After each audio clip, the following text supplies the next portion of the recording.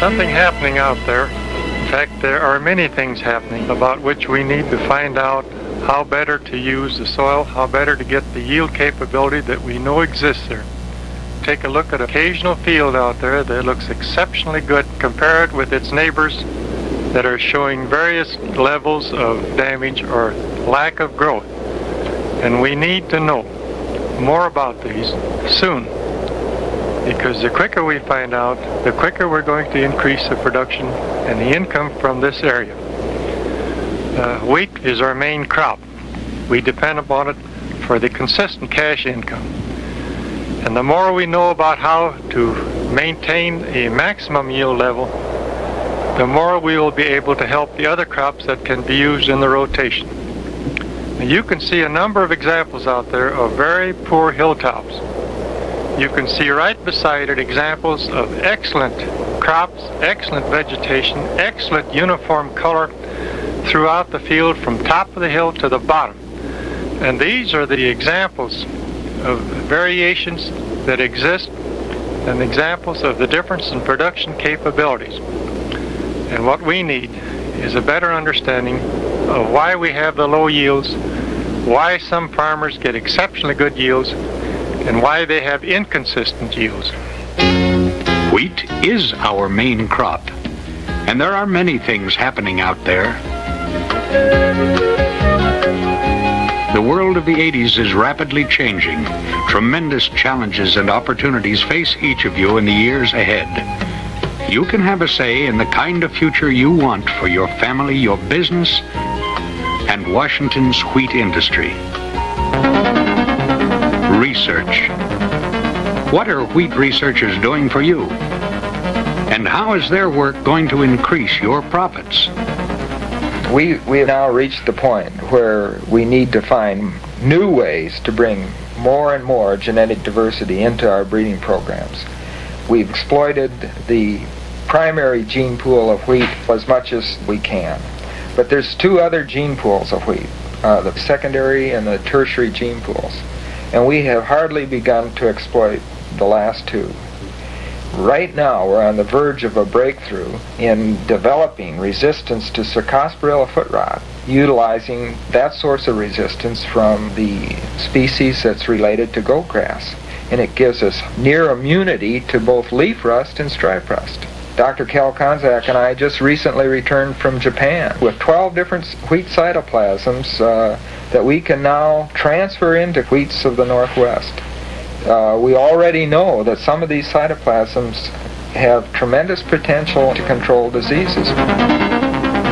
Now, with snow molds or diseases that occur under snow, deep snow that lasts a long time. And one of the big problems we've had in trying to develop better wheats for snow mold resistance is their very weak straw. And for years and years, we've worked using local varieties as a source of strong straw in this process, and this has failed. And finally, we've gotten to crossing our resistant materials with European wheats, which have stronger straw. And now we think that we do see light at the end of the tunnel, and we may get some pretty good straw in a wheat that's resistant to snow mold. And this could be important to Washington because we would like to see farmers have the protection for these diseases across all of northern Grant, Lincoln, Spokane, Stevens counties. It isn't just the Douglas County and Okanagan area that we're concerned with. For the first time, we've found that we have organisms intimately associated with wheat plant roots that are quite antagonistic to the wheat plant root, and the effects seem to be determined by tillage.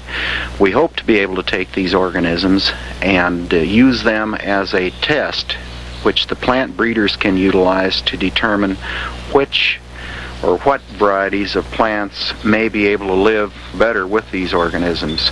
One other area that we think is very exciting is the area of mycorrhizae, which are fungi that live with plants. And what we hope to do is find out how the plant varieties interact with these organisms. These organisms help the plant to gain phosphorus. Nationally, it's estimated that only about 30% of the phosphorus we apply to the land ever ends up into the plant. What we hope to be able to do is more effectively mine what we have in the soil without losing it either through fixation in the soil or down the stream. My work is in management with special emphasis on no-till. Out of necessity, our work has been confined primarily to the wetter areas of eastern Washington. However, I believe that the real potential for this practice is out in the drier areas where the additional moisture conserved by having less tillage and greater residue on the surface, we can increase production. We're coming into an era that is going to force a grower's management to be so much more intense than it has been in the past.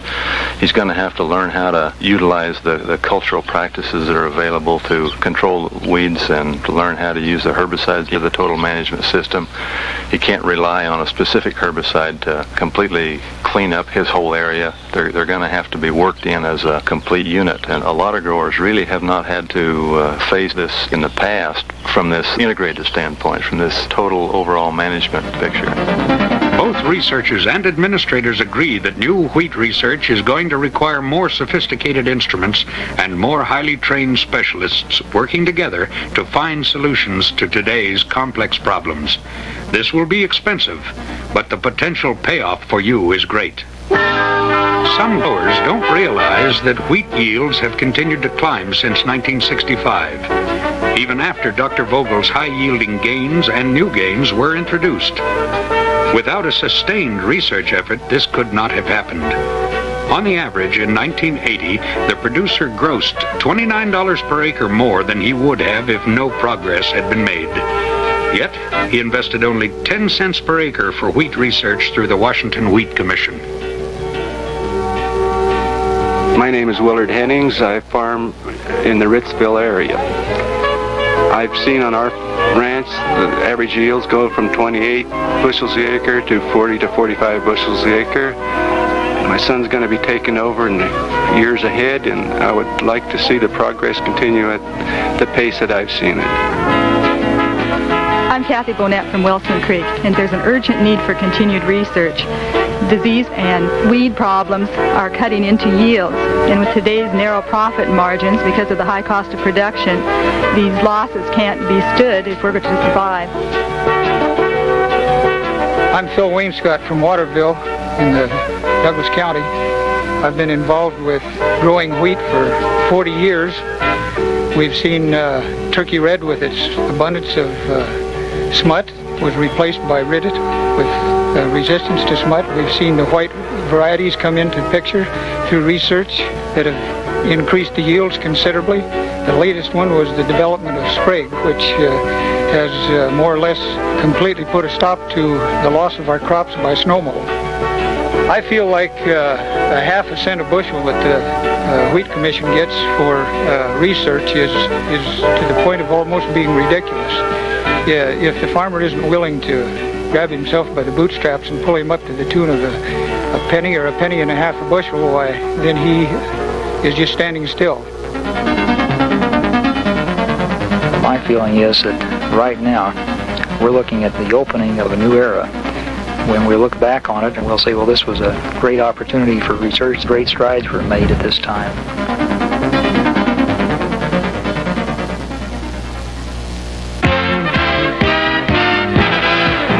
People. More people are born in the world each day than live in the city of Spokane. By the year 2000, agriculture will be feeding 6 billion people, or a third more than now inhabit planet Earth. Wheat. More was produced last year than ever before. Wheat that could feed more of the world's expanding population. Markets. New markets need to be developed. For over 20 years, the Washington Wheat Commission has been developing markets for your wheat. Well, I've been farming for over 30 years, and little did I realize when I started farming with my father and brother that someday we'd be exporting the amount of grain that we are into foreign countries. It's gradually evolved over the years because of market development. We've literally made markets. In the Asian area in particular, where we first got our start and where our primary market is for Soft Point, why we made the markets by teaching rice-eating people how to use our wheat products. So this will continue to pay off if we continue to develop these markets. U.S. Wheat Associates, a worldwide organization that you support through the Wheat Commission, is responsible for much of the success in overseas market development. It is very true that we have a good product, and we can be very proud of the various classes of wheat that we have to export. However, we must provide foreign buyers information on how to use that wheat, how to mill it, how the bakers can take advantage of the various qualities of the flour to produce products which will help them earn the best return on their own bakeries. We know that the world demand for wheat is expanding. We know that it's not going to be an easier job in the future to convince these buyers to continue to rely upon the United States as their source of wheat. U.S. wheat is funded partially through Growers Fund from our Washington Wheat Commission. And I really don't think that most growers realize how small of an amount that it's actually only about 1/6 of a cent per bushel that goes for actual market development. I think we probably get a better return on our money from our market development funds than we do on the fertilizer we put on our wheat. For every dollar you as a wheat grower put into U.S. wheat projects, the U.S. government, through the Foreign Agricultural Service and the third-party cooperators in these other countries, put in at least $3 or $4. So really, it's a tremendous bargain.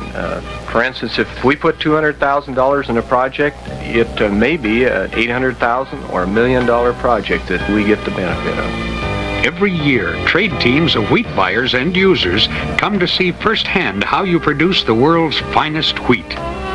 You and your neighbors have often been our best salesmen. Basically what we're looking for is new and better uses of grains, wheat, especially in our case, and especially in this wheat growing area, and also to see personally how you people handle the grain and cultivate it, and all the improvements you do, the investigations and research, and how you supply the world with this basic food. Another reason Washington wheat competes well in international markets is its excellent quality. The Pacific Northwest wheats are regarded as having good in-use quality. Some of it has happened by good fortune and more recently by design, as we have become more knowledgeable about the needs of our foreign customers. History has shown that every year about half of our market goes to the long-standing traditional customers. The remaining half is ever-changing with new customers. As an example, Egypt this past year evolved into one of our 3 major customers. We have long recognized the need to know more about how the countries such as Japan, Korea, Iran, and Egypt are using the large quantities of soft white wheat they purchase. We've learned a great deal about the Oriental noodles, sponge cakes, and various Middle Eastern flatbreads that I believe will be of value to the selection of new varieties that will serve the needs of the traditional customers and give us a competitive advantage to new ones. While there are new market opportunities in many countries around the world, none are as exciting as the potential market in the People's Republic of China. We can't overlook the potential of the market there. In fact, U.S. Wheat has a project that's very exciting in that area now. They've got a pilot bakery that is being established in Beijing, and it looks like it's going to be very successful. And if it works out, why, the Chinese may put in a number of other bakeries. It's just so important that we develop these projects. There's a trend in China now to emphasize more quick foods, quick noodles, using bread for sandwiches, so they don't take as long during their lunch hour, and I think this could increase our market potential there, especially for white wheat, which we grow here in the Northwest. Most of the countries in the world are becoming very conscious of the fact that they don't always grow the best quality of wheat, and they're realizing that they may be better off to import wheat from the United States and other countries than export what they grow the best. And I think this is going to evolve additional export markets in the next decade or so. And there is a lot of market potential out in the world, but in order to hold these markets and promote them, we're going to have to get in and develop them.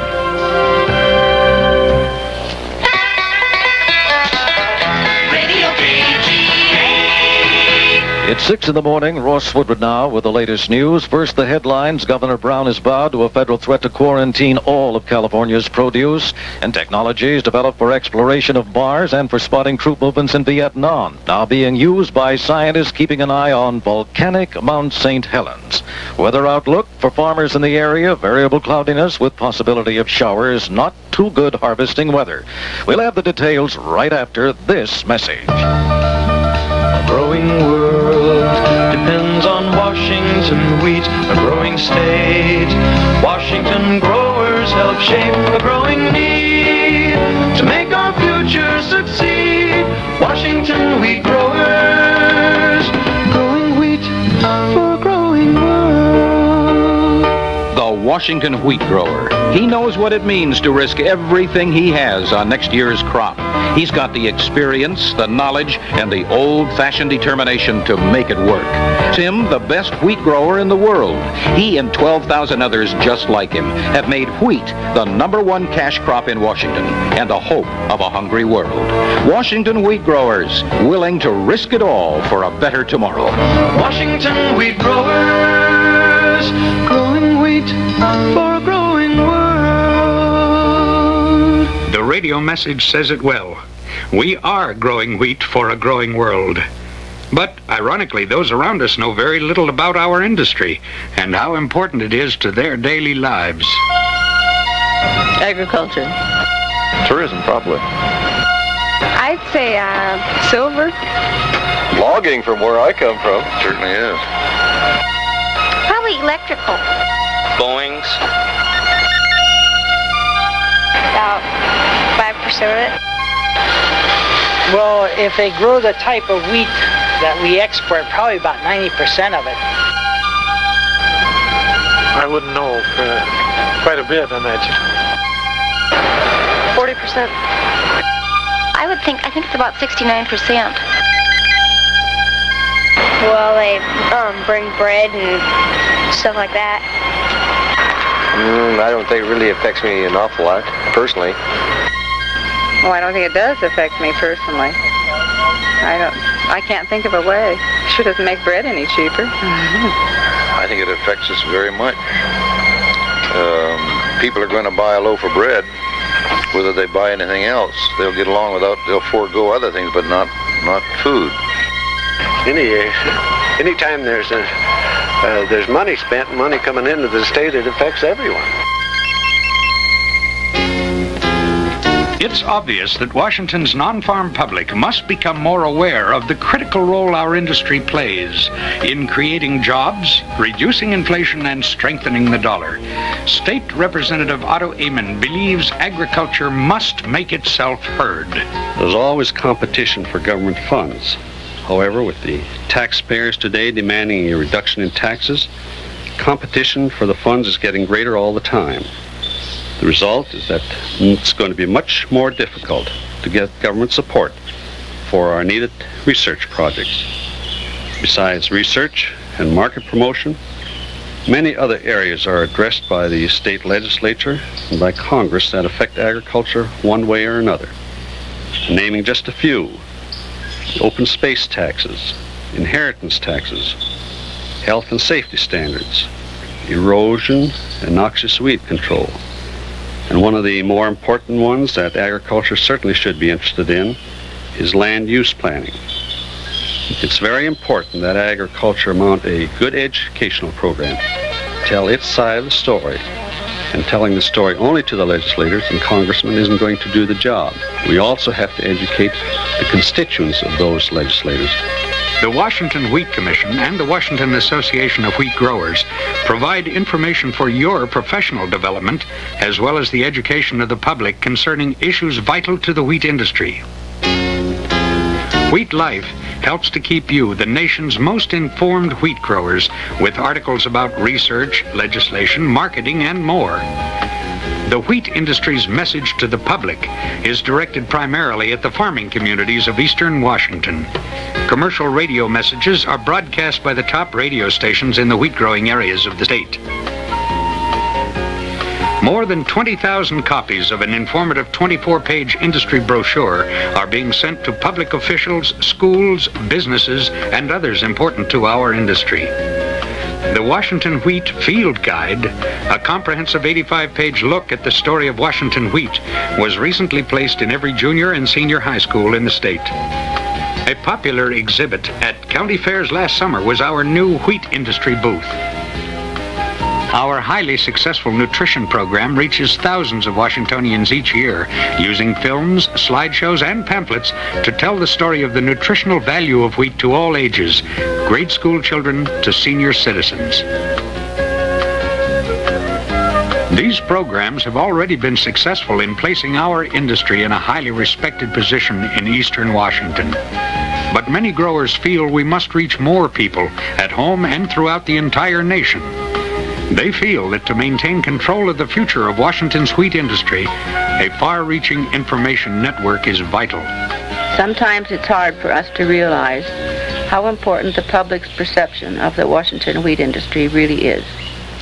The general public, through their legislators, really decide what public funds are to be expended for, whether it's research or market development, export sales, or some totally unrelated idea. It is the public who decides. It is just as important to realize that the public attitude dictates the climate for access to foreign markets and passes judgment on farming practices that we normally take for granted. You cannot sell wheat through an embargo, and you can't control weeds and insects with banned pesticides.